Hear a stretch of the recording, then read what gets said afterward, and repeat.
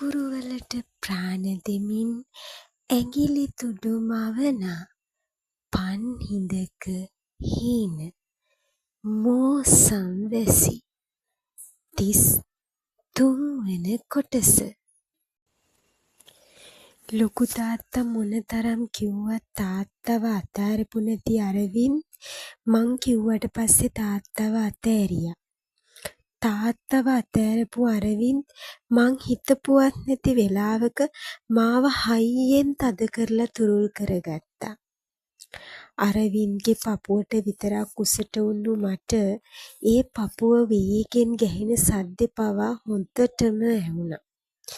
මගේ පිටට දැනෙන සීතල වගේම අරවින්ද්ගේ ගැස්සෙන පිට නිසා මට තේරුණා අරවින්ද් අඬනවයි කියන්න. කෑලි කෑලි කැඩිලා විසිරිච්ච හිතක් එක්ක උන්නු මට අරවින්ද්ට එක සැනසිලිදායක වචනයක් කියන්න බැරි වෙන තරමටම ගොළු වෙලායි උන්නේ. මේ හැමෝම ඔයාට අම්මා විතරක් නෙමෙයි අක්කා, මගේ අප්පට එයාගේ තංගච්චිව, පාටිට තාත්තට එයාගේ තංගම්බ, මට මගේ නැන්දා විතරක් නෙමෙයි අපේ පවුලේ සතුට බලාපොරොත්තු මේ හැමදේම නැති කළා අක්කා. ඔයා දන්නවද අක්කා, මගේ පාටි තාත්තා අප්පා අතටත් තූල්ලනවා. මෙයාලට ඒව දැනෙන්නේ නෑ අක්කා. මෙයාලා මොන වුණත් එක එක්කෙනාව දකිනවා, කතා කරනවා. ඒත් අපි කවුරුත් මගේ නැන්දව ටීවී එකෙන් ෆොටෝ එකකින් ඇරෙන්න දැකලා නෑ. මගේ පාටි තාත්තා වයසයි. එයාලා හෙට වෙද්දි මේ ලෝකෙන් යන්න ගියොත් ඒ යන්නේ හිත පුරෝගත්තු දුකක් එක්ක. ඒ මිනිස්සු නෙමෙයිද අක්කා? ඒ අම්මෙක් අප්පෙක් නෙමෙයිද එතකොට? අපි යන් අක්කා, අපි යන්. ඔයා දැක්ක දවස් ඉඳන් මගේ අප්පා පොඩි බබෙක් වගේ රෑට හීනෙනුත් hina වෙනවලු. අම්මා කියනවා මෙයාලා ඔයාවත් අපිට නැති කරයි.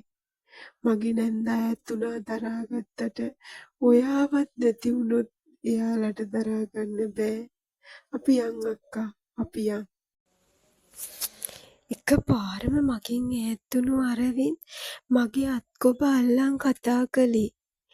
ඒ පිරිමි ඇස්වලින් දිය ඇල්ලකින් වැටෙන වතුර වගේ එක දිගට කඳුළු කඩන් වැටෙද්දි. කම්බුල් දිගේ රෝරන කඳුළු අරවින්ද් එයාගේ පිටියල්ලෙන් පිස්සත් ඒ වගේ නැවතුමක් තිබුණෙම නෑ. අරවින්ද් මගේ එක අතකින් තද කරලා අල්ලගත්තේ එයා ඉස්සරහට යමින් ගමන්මයි. සෙල්ලගේ පුතා කියලා සත්ත නැතුව උන්නහම වැඩ පෙන්නනවද මිනිහෝ? මේ උඹේ නැන්දගේ දුව වගේම මගේ මල්ලිගේ දරුවා. වෙච්චි දේවල් මොනවා වුණත් උඹ මේ කොහෙ කියලා හිතලද මිනිහා උඹට ඕන දේවල් කරන්නේ? අරවින්ද්ගේ ඉස්සරහට ආව ලොකු තාත්තා කතා කළේ පුදුම තරම් සංයමයකින්. අත් දෙක සාක්කු දෙකේ දාගෙන අරවින්ද්ගේ උසට සමානම උසකින් හිටපු එයාගේ කටහඬ හරියට කිකිරුමක් වගේ. ලොකු හාමු සෙල්ලගේ පුතා කියලා විතරයිනේ මාව දන්නේ නේද? හාමු මේ මට කොතනත් එකයි, මෙතනත් එකයි, එතනත් එකයි, කොතනත් එකයි. හාමු මට ඔය එකක්වත් වැඩක් නෑ. එදා මගේ නැන්දගේ අත එයාගේ අන්න වුණු මගේ අප්පගේ අතින් අතෑරෙන්න ඇති. ඒත් මගේ අක්කගේ අත මගෙන් ඇතෑරෙන්නේ නෑ හාමු. පුළුවන් කෙනෙක් ඉන්නවනම් මගේ අක්කගේ අත මගෙන් අතාරවන්නකෝ. මට මෙතන මගේ අක්කා ඇරෙන්න කවුරුත් ලොකුත් නෑ, වැඩකුත් නෑ. මන් මගේ අක්කව දාලා මෙතනින් යන්නෙත් නෑ. ලොකු තාත්තගේ කටහඬට පරාද වෙන්නේ නැති ගිගිරුමක් වගේ හඬකින් අරවින්ද් කිව්වා. තව තවත් මේ ප්‍රශ්නේ දුරදිග යවන්න ඕනේ නැති නිසා මං හෙමිහිට අරවින්ද්ගේ අත ඇතෑරියා. අරවින්ද් එකපාරම මගෙ දිහා බැලුවේ ලොකු පුදුමකින්. අරවින්ද්ට දෙතොල් එහෙ මෙහෙ කරලා hina වුණු මම මගේ අතින් අරවින්ද්ගේ අතව තද කරලා අල්ලගත්තා. ඒ වෙලාවෙදි නම් අරවින්ද්ගේ ඇස් වලින් පවා අරවින්ද් hina වෙනවා. කඳුළු වලින්ම බොඳ වෙච්චි මගේ ඇස් වලින් මම දැක්කා. මං එහෙම්මම ගියේ තාමත් වාඩි වෙලා ඔහේ බලාගත් අත බලාගෙන ඉන්න තාත්තා ළඟට. අරවින්ද්ගේ අත නොහැරම මං තාත්තා ළඟින් දන ගහගත්තා. එහෙමම මං දන ගහන් මගේ හිස්සුණු අනිත් අතින් මං තාත්තගේ අතත් අල්ලගත්තා. කතාව පටන් ගද්දී ඔයා මගේ අත තද කරලා අල්ලන් ඉඳලා ඒක ඉවර වෙන්නත් කලින්ම ඔයා මගේ අත අතෑරියේ ඇයි තාත්තේ? ඔයා කවදාකවත් මගේ අත අතෑරලා නෑනේ. මට මතක ඇති කාලේ ඉඳන්ම ඔයා මගේ අත අල්ලන් මං ළඟින්මයි උන්නේ. තාත්තේ මේ කතාව ඔයා කියලා ඉවර වුණාට මං අහලා ඉවර නෑ. මට අහන්න තව දේවල් තියෙනවා. ඔයා කිව්වේ කතාවේ අහලා මට කැමති ඕනම තීරණයක් ගන්න කියලානේ. ඒත් කතාවේ භාගයක් යද්දිම ඔයා මගේ අත අතෑරලානේ. මගේ පුතේ පුතේ මගේ පුතේ තාත්තා මොනවදෝ කියන්න හැදුවත් එයාට ඒක කියාගන්න අපහසු වුණා. මං එහෙම්මම අරවින්ද් දිහා බලලා අරවින්ද්ට මගේ ළඟ බිම පෙන්නපුවාම එයා මන් ළඟින්ම වාඩි වුණා. මල්ලි ඔයා දන්නවද? මට මතක දවසේ ඉඳන්ම මගේ තාත්තා උන්නේ මන් ළඟින්මයි. දවසක් මට උණ හැදිලා හොඳටම අමාරු වුණා. ඒ මුළු රෑම තාත්තා මාව වඩාගෙන ගේ ඇතුලේ එහෙට මෙහෙට ඇවිත්තා. තව දවසක් මට හොඳටම වමන යනවා. මාව වඩන් ඉන්න තාත්තගේ ඇඟේ පවා මම වමනේ දැම්මා. මං නර්සරි ස්කූල් ගිය අවුරුදු ගානටම තාත්තා මගේ ළඟමයි. මං පාඩම් කරනකම් එයත් ඇහැරා. දුවෙක්ට අම්මෙක් ඕනෙමයි කියලා හිතෙන දවස්වලට පවා තාත්තා ඒ අඩුවත් පිරිමහනවා. මට නොදී කාපු දෙයක් නෑ. අම්මා කියපු නිසා මගේ ළඟින් ඉන්න කියලා. හරි එයා එහෙම කළා කියමු. අම්මා එයා නිසා මට ලැජ්ජ වෙයි කියලා ළඟට ආවෙත් නෑ කියමු. ඒත් ඇයි යාට බැරි වුණේ කාටවත් පේන්නේ නැති වෙලාවට චුට්ටක් විතර ඇවිත් මට ආදරේ දෙන්න. එයාට දැන් නැති වෙන්න සල්ලි තියෙනවනේ. ඇයි මේ හැම දේම දාලා මාමයි තාත්තවයි එක්ක රටකට නොයන්නේ? එයාටත් හේතු ඇති නේද මල්ලි? අම්මා පව්. එයා අපිට හැම දේම දීලා ඒත් එයා කාටත් තොරා මට හරි ආදරේ නොදෙන්නේ ඇයි මල්ලි? එයාත් හිතුවක්කාරියක් නේද? මගේ තාත්තා වැරදිකාරයෙක් මල්ලි. ඔයාට සෙල්වා මාමට ආච්චිට සීයාට මගේ අම්මට මේ මුළු ලෝකෙටම. හැබැයි මට නෙමෙයි. එයාගේ දුවට එයා වැරදිකාරයෙක් නෙමෙයි. එයා වැරදි කළා. හැබැයි එයා මොන වැරැද්ද කළත් එයා මේ අවුරුදු ගානටම මං වෙනුවෙන් පේ වුණා.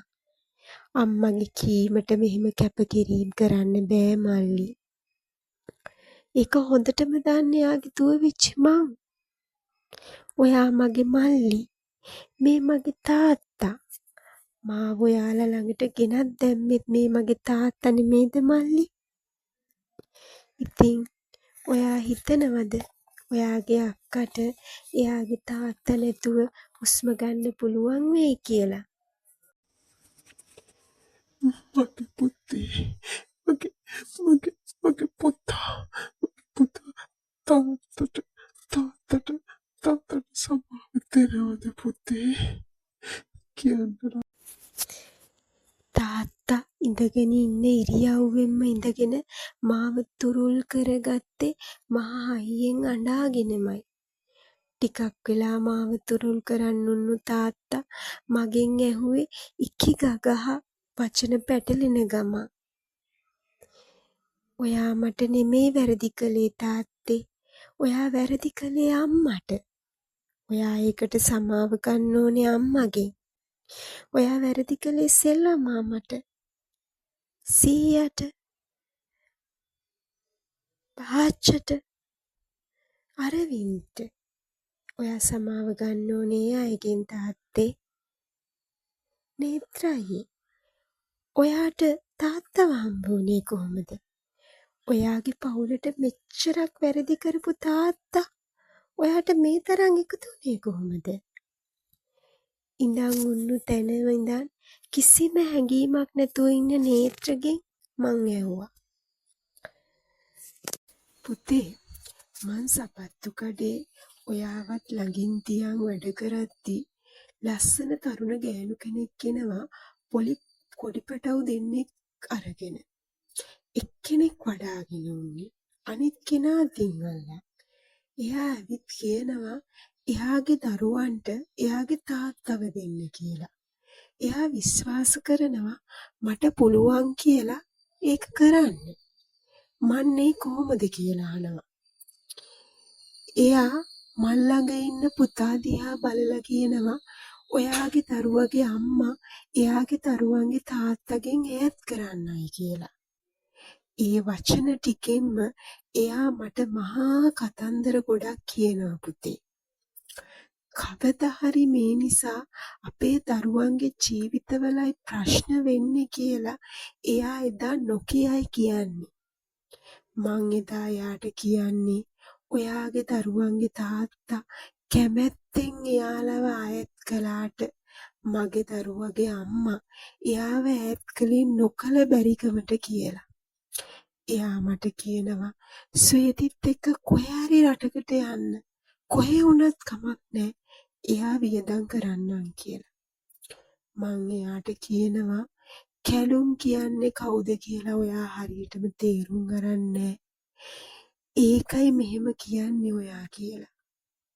වචනයක්වත් ඊට එහා කතා නොකරන එයා බර හුස්මක් අතෑරලා දරුවෝ දෙන්නත් එක්ක යන්න යනවා.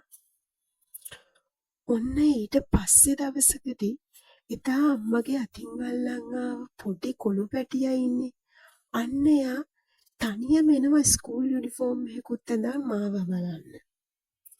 ආපු ගමන් මෙයා එයාගේ තාත්තව දෙන්න කියලා මගෙන් ඉල්ලනවා. මං ඉතින් අහනවා කවුද පුතාට තාත්තා මංගාවේ ඉන්නවයි කිව්වේ කියලා. ඒගා කියනවා එදා අම්මා කිව්වලු අපි තාත්තව එක්කන් එන්න යන්නේ කියලා.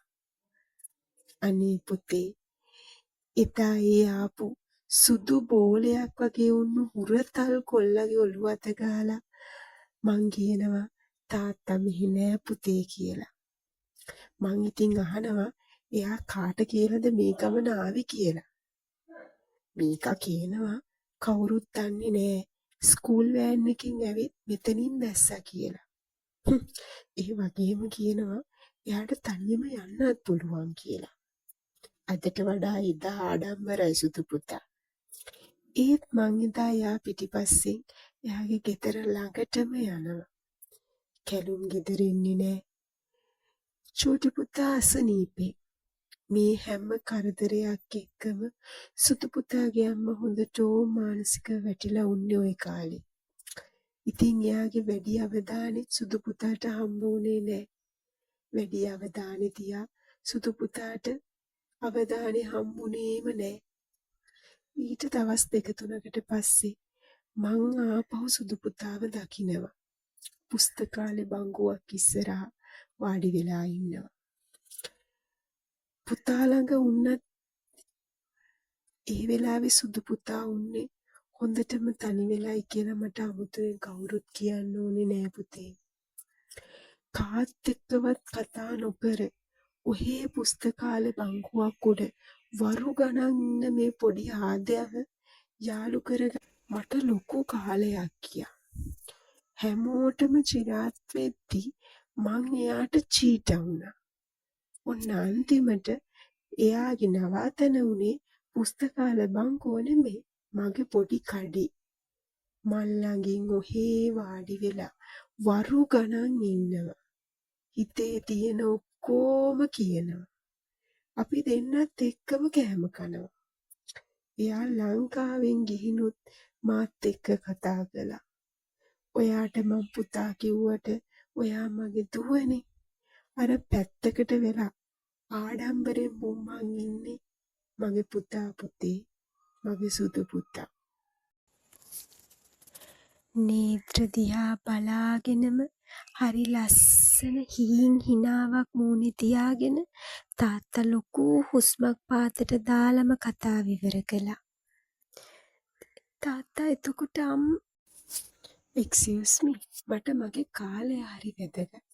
මං දන්නේ නෑ මෙතන ඉන්න අනිත් අයට වැඩ නැද්ද කියලා. හැබැයි මට වැඩ තියෙනවා. මං ආවේ patient කෙනෙක්ට ට්‍රීට්මන්ට් වලට ගෙනියන්න. අන්න ඒ නිසා මට දැන් ඒක කරන්න දෙනවා නම් වඩා හොඳයි. මං තාත්තගෙන් අහන්න හදපු දේ මගින් නවත්තපු නේත්‍ර කතා කළේ හරි පුරුදු ආඩම්බර කරින්මයි. මේ හැම දෙයකම මුල ඔයාගේ චීටා සුදු පුතේ. ඔයාට මාත් එක්ක තරහක් නැද්ද? ඉඳන් උන්නු තැනින් නැගිටලා හිමිහිට නේත්‍ර ඉන්න තැනට ගියපු තාත්තා ඇහුවේ හරියටම නේත්‍ර ඉස්සරහින්ම හිටගෙන. මං ඩොක්ටර් කෙනෙක්. මට මේ වගේ වෙලාවට මගේ පෞද්ගලික ප්‍රශ්න වලින් කොහෙත්ම වැඩක් නෑ. ඒක කියලා දුන්නෙත් මගේ හොඳම යාළුවා. අම්මගේ තාත්තගේ ආදරේ අවදානේ අඩු වෙච්ච පොඩි දරුවෙක්ව තමන්ගේ කරා ඒ දරුවා වෙනුවෙන් කැප වෙච්ච කෙනා මං අමතක කරන්නේ කොහොමද? වැරද්ද පටන් ගත්තේ චීටගෙන් නම් තාත්තට ඒක දුර නොගිහින් නවත්තන්න තිබ්බා. දරුවා වෙනුවෙන් හැඟීම් සංවර කරගන්න තිබ්බා. මට අනිත් කාගෙන්වත් වැඩක් නෑ. එදා වගේම අද වගේම හිටත් චීටා මට මගේ පැත්තෙන් වැරදි නෑ. තරුණ කාලෙන හැඟීමක් කියමු. අහංකාරකමක් කියමු. හැබැයි චීටට පුළුවන් වුණා දරුවෝ වෙනුවෙන් හැදෙන්න. කාලයක් ගියා. හැබැයි තාත්තා අතටවත් දරුවෝ වෙනුවෙන් හැදුන්නේ. එතකොට වැරදි කොතනද චීටා? වැරදි ඔයාද? නෑ. මගේ තාත්තා. වැරද්ද එතන චීටා. එතනයි වැරදි.